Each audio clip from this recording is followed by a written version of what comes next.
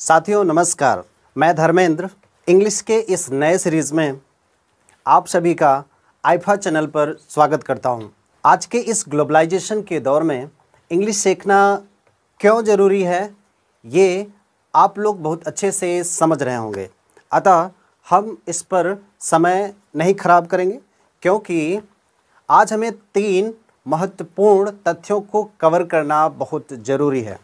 मेरा पिछले 10 सालों से इंग्लिश पढ़ाने का अनुभव रहा है कि इंग्लिश एक बेहद आसान भाषा है, लेकिन कुछ विद्यार्थी इंग्लिश सीखते वक्त कुछ छोटी छोटी गलतियां कर जाते हैं जिससे उन्हें इंग्लिश कठिन लगने लगती है। देखिए दोस्तों, इंग्लिश एक भाषा है और भाषा भावनाओं से जुड़ी होती है और इंग्लिश के सारे टॉपिक्स एक दूसरे से जुड़े हुए हैं। जैसे ही आप उस जुड़ाव को समझेंगे, इंग्लिश आपको आसान लगने लगेगी। इस जुड़ाव को समझने के लिए आप इंग्लिश के बेसिक वीडियोस अवश्य देखिए। चलिए हम लोग उन गलतियों को कवर करते हैं जिससे आपको इंग्लिश कठिन लगती है। आप कई लोगों से सुने होंगे कि यदि इंग्लिश सीखना है तो पहला पॉइंट, इंग्लिश न्यूज़पेपर या इंग्लिश नोवेल पढ़िए। दूसरा पॉइंट, इंग्लिश मूवी देखिए। और तीसरी सबसे अजीब बात है कि इंग्लिश में सोचिए। यदि आप अभी इंग्लिश सीखना शुरू किए हैं तो आप ऐसा बिल्कुल भी मत करिएगा, क्योंकि इंग्लिश आपका मदर टंग मातृभाषा नहीं है। आपकी मातृभाषा बंगाली, उड़िया या हिंदी या अन्य कोई और भाषा भी हो सकता है।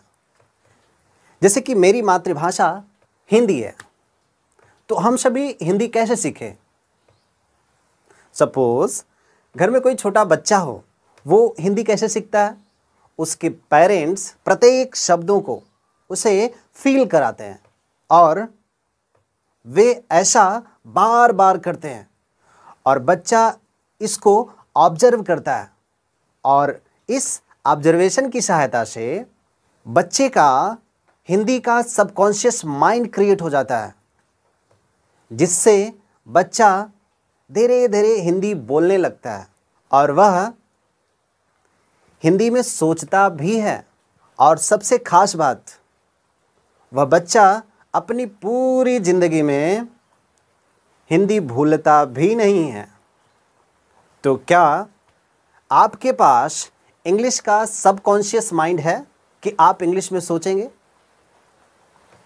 यदि नहीं, तो सबसे पहले आपको इंग्लिश का सबकॉन्शियस माइंड क्रिएट करना पड़ेगा। इसके लिए हम सब कुछ स्टेप बाय स्टेप आगे कवर करने वाले हैं। दूसरा पॉइंट, इंग्लिश मूवी देखना। देखिए दोस्तों, जो हमारा मदर टंग होगा उसी के अनुसार हमारे जुबान से इंग्लिश वर्ड निकलते हैं, जिसे एक्सेंट कहा जाता है। जैसे आप लोगों ने सुना होगा American accent, British accent, Indian accent. तो सबसे पहले आपको अपने मातृभाषा के एक्सेंट वाले व्यक्तियों जैसे एक्टर, लीडर या जो आपका आइडियल हो, उसके छोटे छोटे वीडियोस को देखिए और उसे समझने की कोशिश करिए। और उसके बाद आप नेटिव इंग्लिश मूवीज़ देखिए और उसके एक्सेंट को समझने की कोशिश करिए। और सभी एक्सेंट्स में थोड़ा थोड़ा डिफरेंस होता है। आप जैसे ही इसे समझना शुरू करेंगे तो आप कोई भी मूवी देखेंगे, सब आपको समझ में आना शुरू हो जाएगा। तीसरा पॉइंट, इंग्लिश न्यूज़पेपर या इंग्लिश मैगजीन पढ़ना। क्या आप डायरेक्ट इंग्लिश न्यूज़पेपर समझ पाएंगे? नहीं समझ पाएंगे। इसके लिए सबसे पहले आपको ऐसी छोटी छोटी कहानियां पढ़ना चाहिए जिसमें पिक्चर्स हो। उस पिक्चर्स की सहायता से उस कहानी के भाव को आप समझ सकें।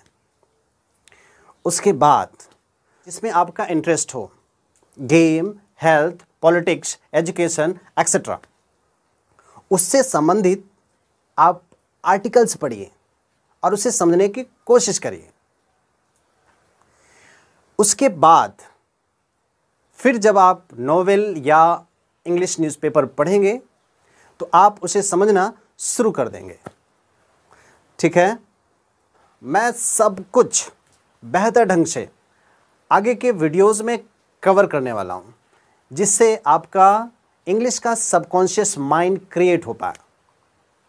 मेरा हौसला बढ़ाने के लिए वीडियो को लाइक अवश्य करें, और यदि आपको इंग्लिश सीखना हो तो चैनल को सब्सक्राइब करके बेल आइकन अवश्य दबा लें, जिससे मेरे नए वीडियो आप जल्दी देख पाएं।